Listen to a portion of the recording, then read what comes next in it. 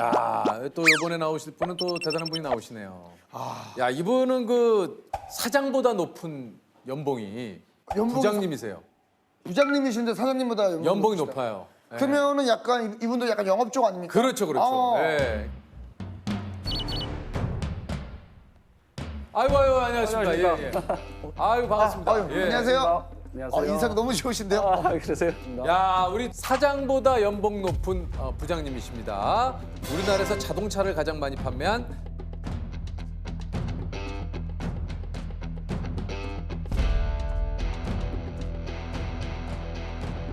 자동차 판매신 자동차 회사 영업부장 박광주 씨입니다. 아유, 안녕하세요. 반갑습니다. 반갑습니다.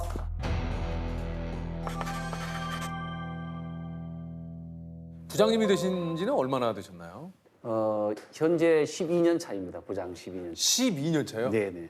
아, 저보다 나이가 몇 살 위이시긴 한데 제 나이쯤 되면 보통 그 회사에서 한 부장님 정도 되는 겁니까? 그렇죠. 부장이 되는데 저희 그 영업 부서에는 임원직급이 없습니다. 그래서 이제 완생을 꿈꾸면서 대기 중입니다. 사장보다 연봉이 높다는 건 이게 뭡니까 이게? 작년 재작년에 그 고액 연봉을 받게 됐었어요.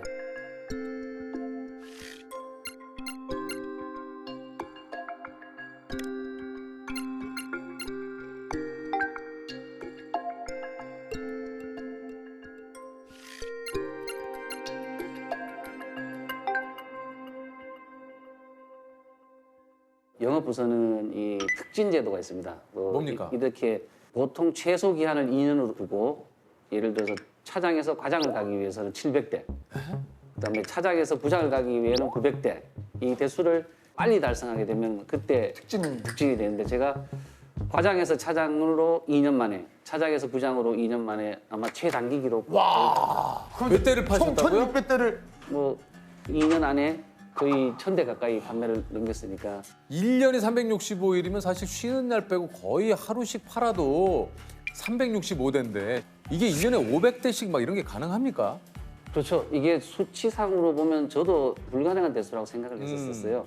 근데 어느 순간 시간이 지나면서 누적된 고객이 고객을 소개하고 이런 과정이 되풀이되는 과정 속에서 보면은 500대가 아니라 600대도 충분히 가능하더라. 그러면 하루에 많이 팔 때는 몇 대를 팔아보셨습니까? 뭐 물론 그 대수의 수치상으로는 뭐 수십 대도 판 적도 있죠. 뭐 하루에요? 예, 예, 대량으로 이렇게 판매도 있었는데 제 개인적으로 이 1대1 판매를 했을 때는 하루에 9대를 판 적이 가장 많이 팔았어요. 1대1인데 9대요? 예. 사실 우리나라에서 제일 자동차를 많이 지금까지 판매하셨대요. 몇 대를 판매해요? 제가 여기 인터뷰를 온다고 해서 어제 한번 체크를 해봤는데 어제 날짜로 12,705대를 팔았습니다. 12,700대. 와. 12,705대요? 네, 그렇습니다. 아니 그 전 세계에서 제일 많이 차 판 사람이 또 있다면서요? 그분이 아마 그 조 지라드라는 분인데 통계가 13,001대를 판 걸로 이렇게. 그럼 이게 얼마 차이가 안 나네요? 그렇습니다. 개인적으로는 전설적인 조 지라드의 판매 대수를 넘어서고 싶은 게 욕심입니다. 야, 아니 그 사실 2003년부터 지난해까지 17년 연속 전국 판매왕에 뽑혔. 이야, 아니 17년을 이게 아니 그 판매왕으로 선정된 포상도 좀 굉장히 뭐 대단하다고 얘기 들었는데. 그렇습니다. 뭐 저희 현대차 그룹만 하더라도 1, 2, 3등에게 자동차가 한 대씩 주어지는데 자동차가요? 예, 매년. 매해요? 매해. 4,000대를 팔면은 그랜드마스터라 그래서 우리 당사에서 최고급 세단을 한대 또 별도로 주고요. 그래서 그 자동차를 받은 대수는 제가 아마 10대에서 15대 그다음에 8,000대를 넘어서면은 그레이트 마스터라고 해서 보상금으로 현금을 5천만 원. 자동차에서 국내 자동차 업계 최초로 8,000대 판매를 달성한 판매왕 그레이트 마스터가 등장했습니다. 이제 10,000대를 넘어서는 경우에는 아직 사람이 없어서 보상 기준이 안 정해졌습니다. 사장님 보고 계시다면은 10,000대 시상 부탁드리겠습니다. 아니 그 사실 2018년에 그레이트 마스터로 등극을 하고 이 얘기가 보도가 되면서 이거 좀 굉장히 깜짝 놀랄 일이 있었다 그래요? 그렇죠. 뭐 최초라고 얘기하는데 저희 회장님이 직접 저 개인 핸드폰으로 전화를 주셨습니다. 야, 그 정몽구 회장님. 예, 회장님께서 전화를 주셔서 아직도 기억이 생생한데 아침 조간신문을 보시다가 뭐 전에 기사를 봤는데 내가 찾고자 하는 내 자동차 그룹의 그 직원이 너 같은 사람이다. 이제 그런 이야기부터 시작하셔가지고 그 성장 과정에 대한 이야기, 재해에 대한 이야기, 뭐 힘든 이야기 이런 이야기를 들어주셨어요. 그런 일이 있고 난 다음에 회사에 큰 소문이 퍼졌습니다. 뭐라고요? 뭐 성은을 입었다. 이제 이제 이제 오늘 회장님이 직접 그냥. 예? 아니 좀 그 자동차 회사는 어떻게 들어오게 되신 건가요? 제 친동생이 지금 공장에서 자동차를 만드는 생산직이 있거든요. 그래서 이제 그런 인연이 돼서 도전해볼 만한 의미가 있는 직업이겠다 이렇게 해서 시작을 했었습니다. 연수교육을 받고 첫날 필드에 나가서 첫 계약을 했습니다. 첫날요? 예, 바로 이렇게 일요일 저녁 6시에 고객님과 계약하려고 약속을 드렸었습니다. 그런데 그분이 계시는 곳이 보광동인데 6시에 오시지 않으시는 거예요.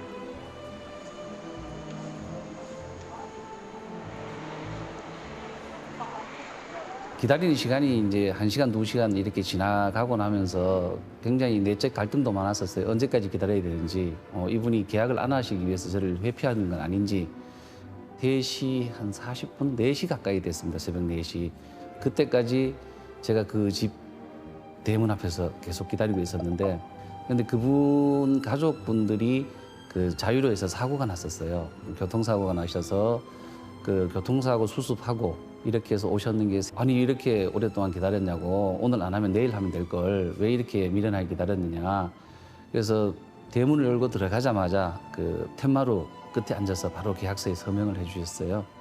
그때는 뭐 24시간 이렇게 편의점이라는 이런 것도 없던 그런 시절이었기 때문에 무작정 그냥 대문 앞에서 기다렸는데 꼭 계약을 해야 된다, 이런 간절함이 그 오랜 시간을 기다리게 했던 것 같아요.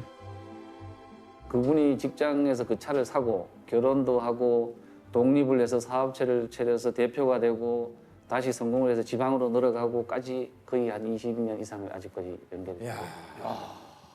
이게 이제 쉽지가 않은 게, 저만 해도 제 친구들끼리도 우리끼리도 얘기하잖아요. 어디서 차 샀어? 어때? 야, 그 사람 별로야. 그런데 지금 제가 봤을 때 부장님 같은 경우에는 다 너무 신뢰가 가고 믿음이 가니까 다 연결을 해주는 거 아닙니까? 세호 씨가 정확하게 알고 계세요. 제가 그 고객분들한테 그 소개를 하고 싶은 말을 좀 해주셨나 봐요. 아니 정말 예. 왜 이런 경우냐면은 그 소개를 받는 사람은 뭔가 대단한 혜택이 있을 것 같은 그러니까. 기대를 그렇죠, 합니다. 그렇죠. 예. 근데 거기서 거기잖아요. 거기서 사실. 저깁니다 사실. 해드려봐야 조금 뭐 아주 그 미미한 그런 차이와 뭐 나름 제 입장에서는 정성이라고 이렇게 하는데, 나중에 그분이 돌아서서 이렇게 보고 난 다음에 소개하신 분한테 얘기를 하는 거예요. 뭐 별거 없더군 판명이. 그래서 언제부턴가는 말씀을 드려요. 소개해서 너무 고마운데 아주 특별한 건 없다. 대신 욕 얻어먹지 않도록 제가 성심성의껏 잘하겠다. 그런 포맷을 가지고 일을 하다 보니까 계속 소개가 이루어지고 있습니다. 보통 이제 어떤 하루 일과시길래 이렇게 뭐 12,000대를 넘게 파실 수 있는지. 특별한 그 패턴은 없고요. 제가 이 잠은 전날에 어떤 일이 있더라도 한 3시 10분에서 12분 사이에 너무 돼요. 새벽이요?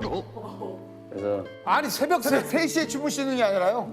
그래서 3시에 일어나면은 먼저 이제 바로 일어나지 않고 한 30분 동안 누워서 오늘 무슨 일을 해야 될지를 다시 머릿속에 정리를 좀 하고, 그렇게 얘기하면 4시 반에 이제 조간 신문이 도착을 합니다, 집에. 시간 그렇죠. 신문이 한 뭐 빠른 데는 한 4시 반, 4시 반에 오면 거의 신문은 아침에 정독을 하는 편이에요. 네. 그 정독을 하게 되고 저기 집을 나오면 운동센터가 이제 오픈합니다.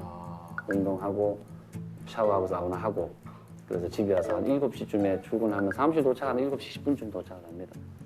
아니 그 좀 이렇게 영업 노하우들이 좀 있으실 것 같은데 이게 좀 어떤 영업 노하우들이 좀 있습니까? 글쎄 뭐 너무 노하우 다 알고 있는 그런 내용이에요. 저뿐만 아니라 영업을 하시는 분들의 대다수가 그 노트 작성을 하실 거예요. 올해까지 27건의 노트가 줄을 서서 있는 거 보면은 뿌듯하기도 하고, 가끔 말씀드린 것처럼 뽑아보기도 하죠. 9일 이 고객에 대해서는 꼭 잊지 말아야 되겠다, 이런 내용도 적을 수도 있고.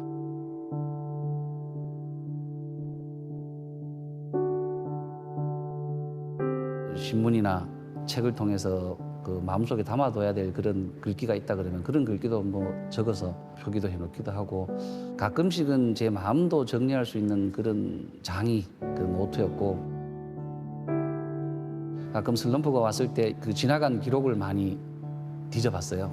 쉽게 말해서 자동차 대체 주기가 보통 이전에는 뭐 5년, 7년이다. 이번 달 2020년 9월에 자동차 판매가 좀 어렵고 힘들다 그러면은 5년 전에 2014년, 15년 달력을 그때 수첩 펴셔서 그때 차 사셨던 고객들에게 안부 문자라든가 인사를 드리면서 뭐 아버님 차 바꾸실 때 안 되셨어요? 잘 타고 계세요? 뭐 불편한 없으세요? 뭐 차가 도끼 노후화가 됐으면 교체 계획은 없으시냐? 이렇게 물어보게 되면 불특정 다수에게 영업을 하는 것보다 조금 가까이 근접할 수 있는 그런 데이터도 되기도 하고 하기 때문에 노트도 작성하기도 하고 이렇게 합니다. 혹시 좀 이런 얘기가 어떨지 모르겠는데 혹시 그 영업일을 처음 시작하던 그때로 돌아가도 다시 영업일을 시작을 하시겠습니까? 솔직히 반반입니다. 지금은 어느 정도 경제적인 그런 거나 이런 것들은 사실은 많긴 한데 좋아졌지만. 예, 좋아졌지만은 이게 사람을 상대하는 일이 결코 쉬운 일은 아닙니다. 그래서 이제 겉으로 화려한 성과 뒤에 말하지 못할 이런 사정들도 굉장히 많고요. 사기도 당해봤죠, 많이. 사기요? 사기도 당해보고. 무슨 사기를 당해보셨어요? 자동차를 가지고 가고 뭐 대금 지불을 안 하거나 계약금만 걸고 차를 가지고 가서 2달 타고 그냥 방치하고 버리는 이런 경우도 있었고. 그럼 그런 거 다 어떻게 됩니까? 지금은 달라졌지만 이전의 이야기인데 다 이제 개인 손실 부담도 하는 경우도 있고. 어우, 그러니까 이게 말투에서 사실 좀 그런 게 느껴져요. 그러니까 이 뭐 영업일을 하시면서 얼마나 많은 사람을 이렇게 사실 만나고 대했겠습니까? 그러니까 약간 뭐 초월했다고 하기가 좀 그렇지만 요즘 좀 많이 지치셨습니까? 예, 많이 지치죠. 이제 그 한 분야에서 27년을 근무하고 했다는 것도 그렇고요.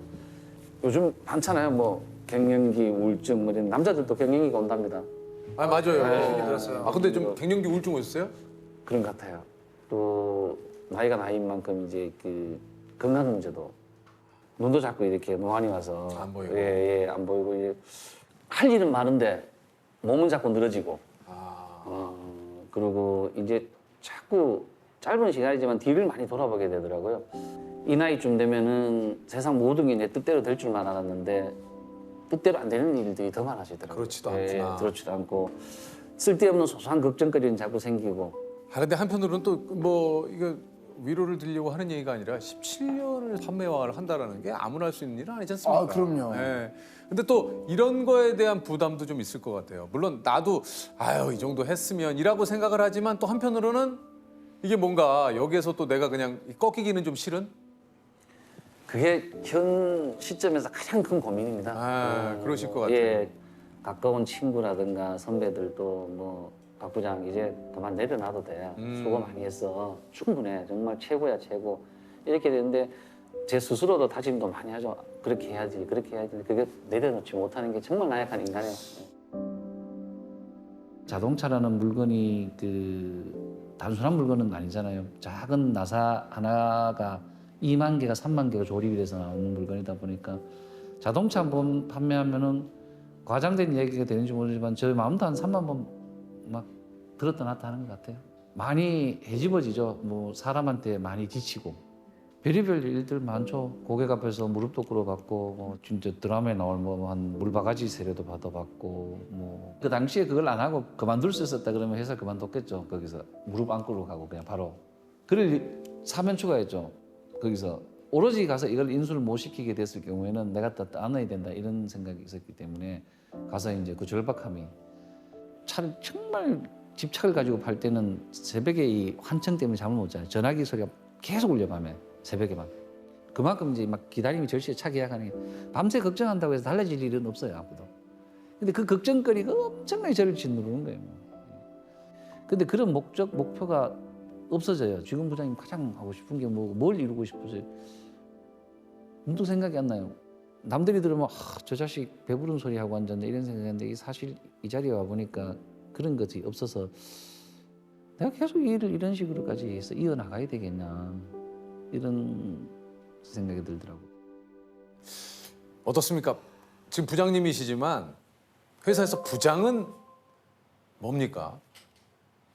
부장은 이제 그 미생에서 완생으로 가는 마지막 관문이자 마지막 단계인 것 같아요.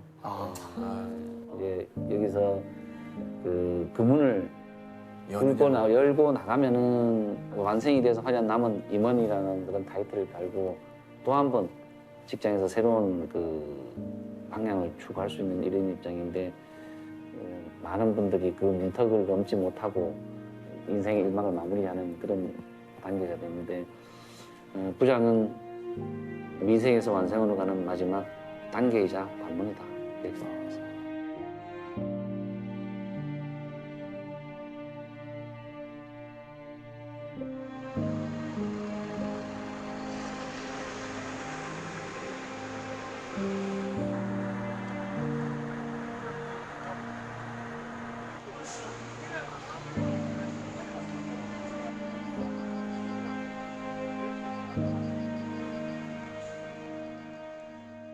You kiss? 예스. 예스.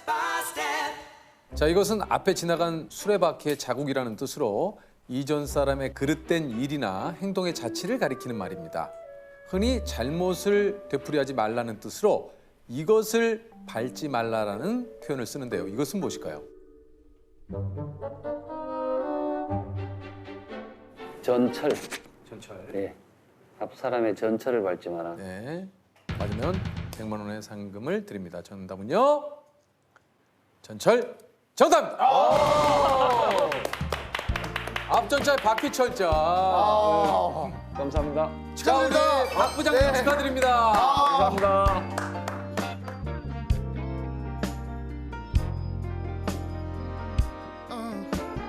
Baby girl, I know I haven't been perfect for you, but before you say we're through, I think you should think a little while, 'cause this is just the something that